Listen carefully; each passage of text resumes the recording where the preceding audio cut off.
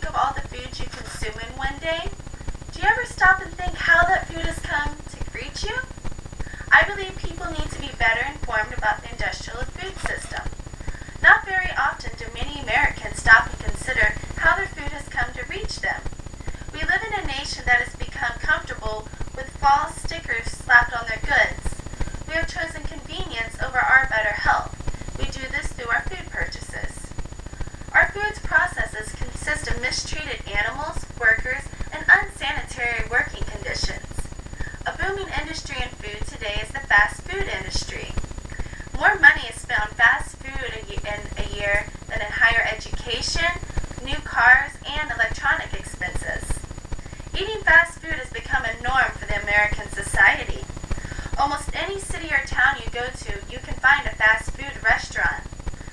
On any given day, 25% of Americans will consume fast food. And why do you think such a large portion of our population consumes that much fast food in one day?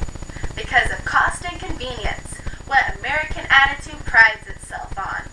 In 1970, the fast food industry revenued $6 billion. In 2000, which was a decade ago, the industry revenued a whopping $110 billion.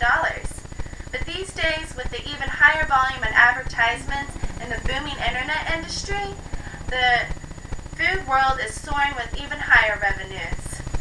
Next, you should ask yourself another very important question. Why is it that this fast food world is rapidly growing so fast? Because it is cheaper to feed us junk. For starters, the meat we eat in our restaurants and supermarkets aren't so super. They aren't being raised adequately for our consumption. Our food isn't coming farm fresh, as pictorials falsely advertise in the labels in our markets. Our food is being processed like an assembly line. Well, not like an assembly line, it is an assembly line.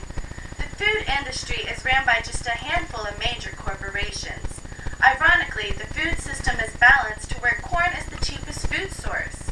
Most of all our snacks, soda, and etc. come from corn.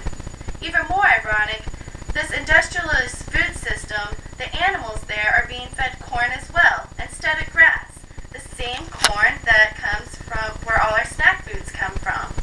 The animals in this industrialized food system are often severely mistreated. They are overcrammed into pens with no area to roam, stepping in their own crap every day, which might I add sometimes gets ground up into our hamburger. Some of these corporate cows are so weak in their legs that they will break and often be trampled to death. The animals are being improperly processed for our food consumption. Cows are supposed to roam fields and eat grass. They're supposed to be raised a certain way that is healthier for us to consume.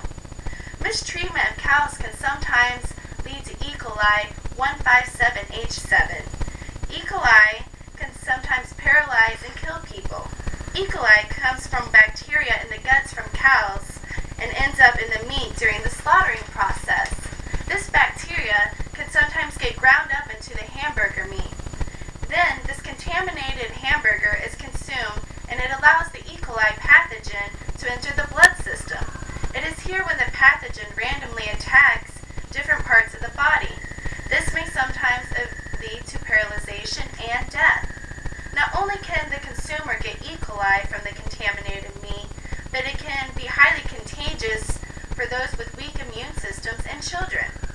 In one case a while back, a 3-year-old little girl named Abby went to visit her grandfather in the hospital, who was sick with E. coli 157H7 and caught it from him airborne.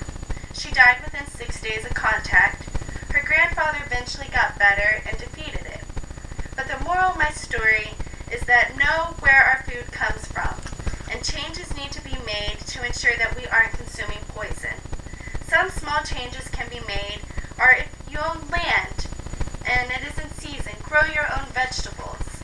Or, when possible, shop at farmers markets. Another great suggestion would be to watch your labels and buy organics. Even though the price of organics can be higher, what will least likely be is the probability of bacteria diseases that could potentially harm you. And as the old saying goes, you are what you eat.